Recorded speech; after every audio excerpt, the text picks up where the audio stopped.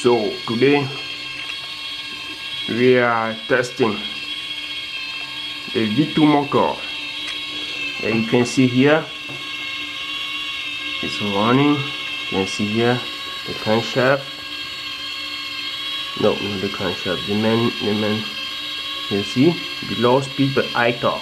You can see there is battery, 6-volt battery, and then you have here the bear. You can see how the bear is moving. So this is the